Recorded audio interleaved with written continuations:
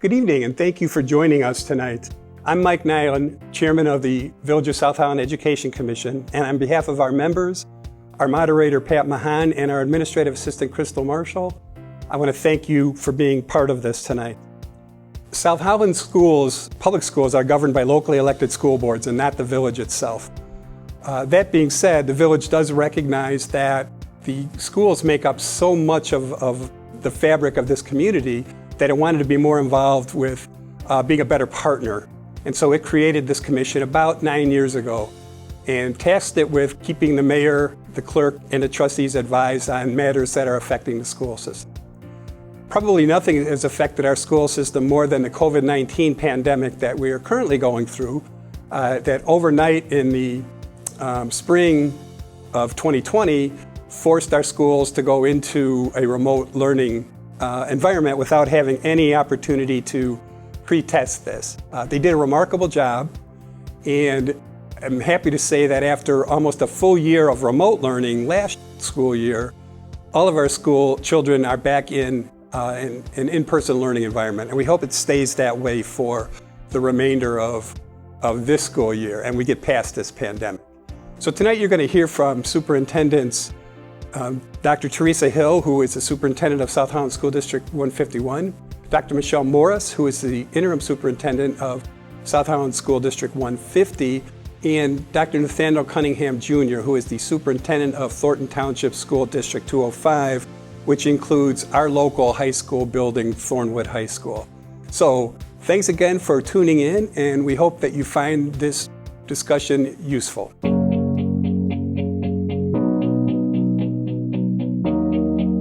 The biggest challenge in transitioning to the virtual learning in 2019 really had to do with making sure that all of our students and our families had access to the learning that we were going to be doing in schools.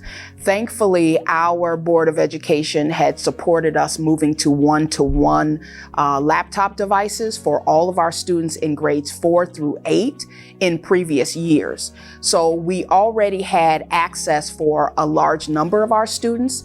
However, we had to add access for our students in kindergarten through 3rd grade.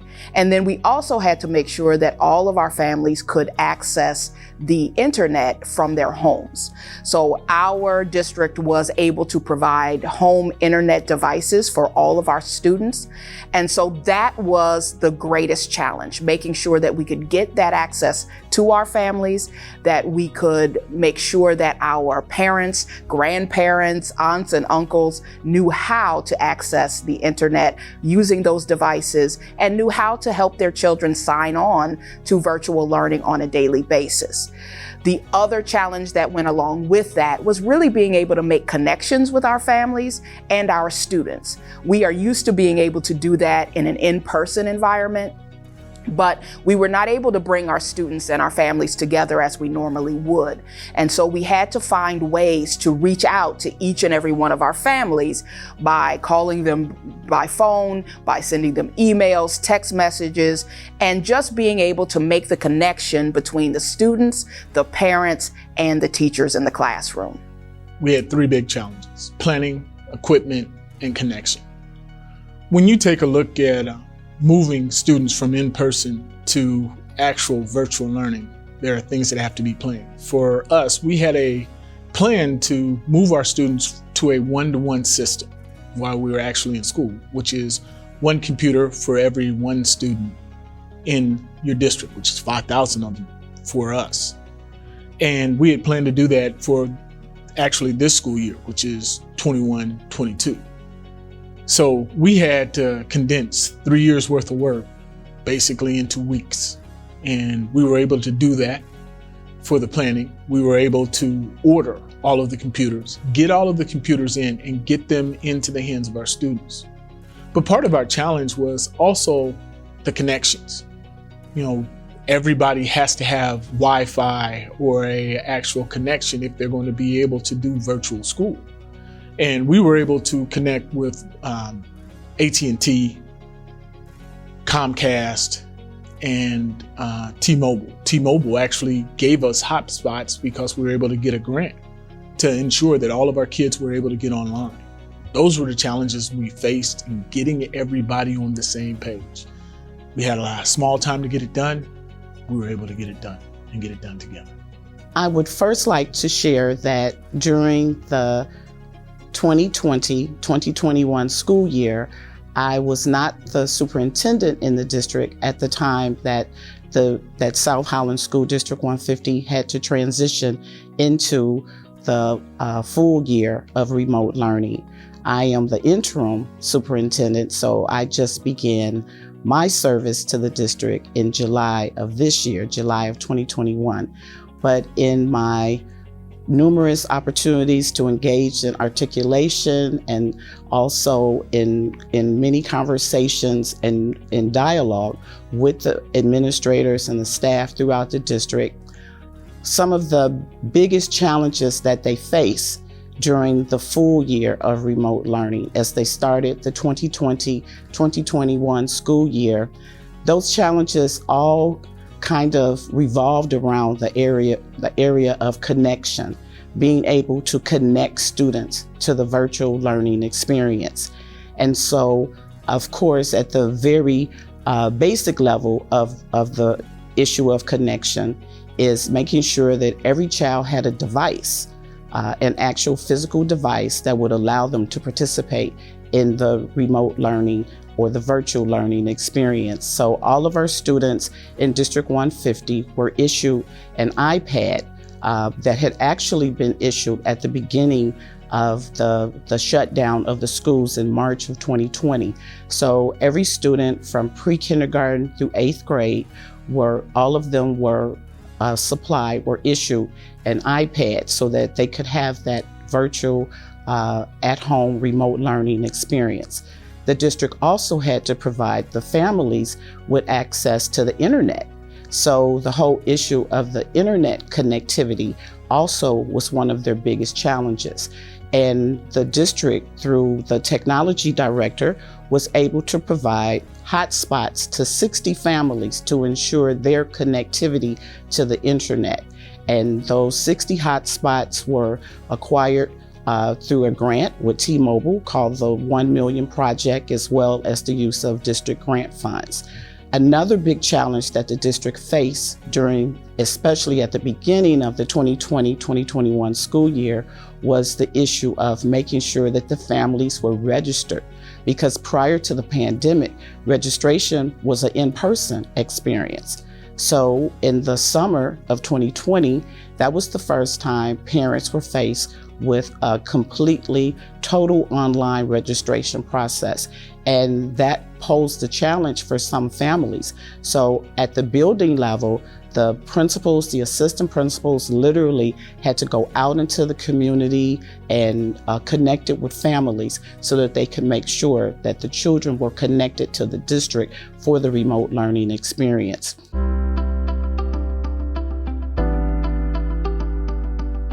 Our students were able to achieve better in virtual learning, meaning we had more A's and more B's in virtual learning than we actually had during in-person learning. The challenge that we had was that we also lost quite a few more students that were not independent learners, who didn't have a parent sitting over their shoulders, many times gave up. This is a challenge that we faced and that we continue to work on. I know part of the nation is calling that learning loss. We're saying that we have to find ways to connect with those students to keep them interested in their education and moving forward. Until we are completely done with the pre-assessments and have had the opportunity to analyze the data, it's difficult to say exactly what level of learning loss occurred for our students. I am excited to share that some teachers, as they analyze their data, they are discovering that the students have been able to maintain a great deal of knowledge from the pre-pandemic test scores through the data that they have right now that they are gathering from the pre-assessments. So some areas where it was anticipated that there may have been a great deal of learning loss, some teachers are beginning to see in the analysis of the data that the students have been able to maintain their level of knowledge, and student achievement has not been impacted to the degree that they originally anticipated. But we're still in the process of not only assessing the students, but also analyzing the data before we know the full impact of the 2020-2021 school year with the remote learning experience. We started the year entirely virtual. So all of our students from the first day of school were only able to access learning through their laptops and then iPads at grades K through 2. And so that was a great challenge as it related to student achievement, because making sure that all of the students were fully engaged on a daily basis, that students didn't have issues with getting online, and that students were really focused on what was happening in the classroom was sometimes quite difficult. If you can imagine a 5 or 6-year-old trying to learn to read through a computer, even with all of the work that our teachers put in, the hours and hours of instruction that they provided and the support that they provided even after school hours, it was very difficult for many of our students and our families. And so what we saw over the 1920 school year was that our students grew, but they did not grow as much as we normally would like to see in their reading skills or in their math skills. And so as we got to the end of the year and we started looking at the growth they had made, and even as we have started this school year and looking at their student achievement, what we have seen is that there is some growth that is below what we would normally expect. And so we're glad that we're able to have all of our students back in person so that we can focus on the areas of need that they have.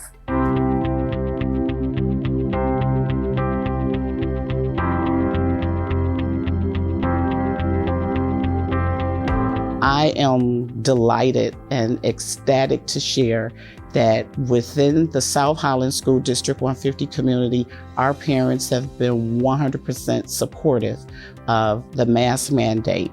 We have not had any opposition from not any of our parents regarding students wearing masks to school every day. We have provided support and assistance to our students and their families by providing at least 2 to 3 cloth masks per student in some cases, in some grade levels even more, especially with our small children. But in addition to the cloth mask that we provided, when a child, if they soil their mask at lunchtime, or if they lose their mask at recess or something like that, or even in the morning, if a child leaves out and forgets to bring their mask, we do provide either a cloth mask or a disposable mask. So I am just so thankful, and we are so fortunate as a school district that our parents in the South Holland School District 150 community have been amazingly supportive, and they have been wonderful in supporting us in the mask state without any opposition. So we're thankful for that. We know that across the country, there have been a lot of parents and communities that really have been angry about and concerned about students needing to wear masks in schools, students having to be quarantined, and other things like that. Thankfully, in our community, our families, our community members have been extremely supportive. And so all of our students, all of our staff, our parents, our visitors, everyone who comes into our school buildings wears a mask over their nose and mouth. We have hand sanitizer stations throughout our buildings. We also have taught the students how to wash their hands properly when they are able to take their masks off, for example, when they go out for recess, and all of the protocols that need to be in place in order to keep kids safe. The main focus for our parents and community members has been making sure that their students are safe while they are in school and that they are coming home safely to their families. So we have been very grateful for the support of our families. We have a lot of anger about the pandemic, about its mandates. We've seen anger about masks. We've seen anger at school board meetings. We've seen anger everywhere. We had our challenges at the beginning. We were a district that went out even before the governor said, and said that we were going to have everyone masked. The reason we made that call was that it was the safest way to return to in-person learning. And although there were people who didn't agree with it at the beginning, we kept having the conversation about the safety of our students, the safety of our employees, and the safety of our community.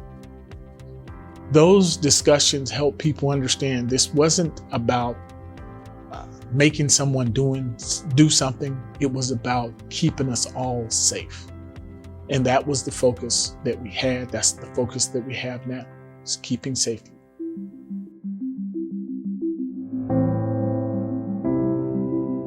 Yes, we are. We have continued, even with the return to in-person learning, using what's called the Google Classroom package or the Google Classroom platform. That platform has connections to each and every one of our students, one-to-one computers, so that our teachers can teach that way now. And if we had to do an adaptive pause or an actual return to remote, we could do that work without interruption. We are ready. But the expectation is that the Illinois State Board of Education and the governor will not do an actual return to remote learning. That's not expected. If one looks at the Illinois or the Restore Illinois system that the governor put into place, you'll see that the governor said that we would do remote until there were treatments and vaccination. As you know, we have several treatments and several vaccinations that are available. So we do not expect as a school district to have an actual return to remote.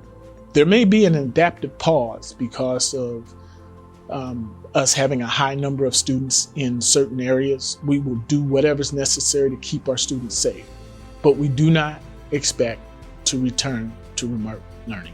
We are hoping that we will be able to continue in-person learning throughout this school year and beyond.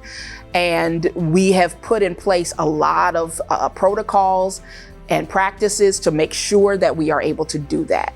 We have had very low numbers of students that have had to quarantine, and we have made sure that we are following up with families if they report to us that they have a case of COVID-19 in the household. Our families have been very good about sharing information with us as that is needed. Thankfully, the numbers in Illinois have been going back down recently, and we have not seen any outbreaks within our school systems. That being said, we are, of course, prepared for if that eventuality happens, that the governor once again orders schools to close, we will be able to do so, and we will be able to switch back to virtual learning. We do have still all of our devices that we provided last year available, as well as internet access available for all of our families. So we continue to use those right now, even for homework and other things like we normally would have before the pandemic. And if we were to have to, we could switch back to doing that for this school year if an outbreak happened. If the state has to move back from where we are, which is phase 5, but if we end up in one of the previous stages, phase 3 or 4, because of a rise in the rate of COVID-19 infection, we are prepared for our students to have to readjust and go back to virtual learning. So in the event that that happens, this year, we have a 2-to-1 initiative for our 3rd through 8th grade students instead of just a 1-to-1 device initiative. When the pandemic started, as I've already shared, in 2021, in the 2020-2021 school year, every child from pre-kindergarten through 8th grade was issued a device, which was an iPad. But for this school year, the 2021-2022 school year, our 3rd through 8th grade students have 2 devices. They have been issued a Chromebook as well as an iPad. If we were to return to virtual learning, to remote learning, then the teachers could decide whether or not they wanted the students to have the Chromebooks at home or the iPads. And we also still have the 60 hotspots that we have for families to connect families to the internet that either may not have internet access, or maybe their access is not strong enough to support the virtual learning. So we would deploy those 60 hotspots into households as well to provide those families with internet connectivity. Our biggest hope for this current school year is really to be able to focus on learning recovery. We call it learning recovery because we know that last year, as I shared, our growth for our students was not at the level that we would like. And we know that for some students, it was very difficult picking up different skills, trying to learn through a computer. We know that in-school learning is the best possible thing for elementary school students. And so our focus as we have our students in school is to make sure that we are making those connections with students, that we're building relationships among students, that we are focusing on helping students even with their social and emotional learning. We know that our students have been through a lot through this pandemic. We've had students who've lost family members. We've had families who's had losses of jobs and different situations. And so our goal with our students in our buildings is to make sure that we are supporting them academically and socially and taking care of all of their needs so that they can recover what they have lost during the pandemic. In light of the pandemic, having a safe and healthy and COVID-free environment is one of my biggest hopes. But I also hope that our students have amazing and just overwhelmingly beneficial teaching and learning experiences so that we can continue to provide them with the best education that we have at our disposal and help our children to be ready for the subsequent challenges that they will face as they progress from one grade to the next. My hope is that us Americans will stop focusing on each other and start focusing on the real enemy of the pandemic, which is the virus. I don't want to be pointing at the unvaccinated or the maskers or the unmasked.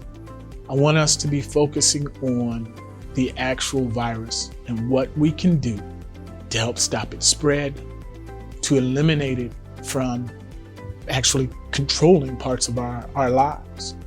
And the only way we can do that is to work together. That is what our focus is in the district.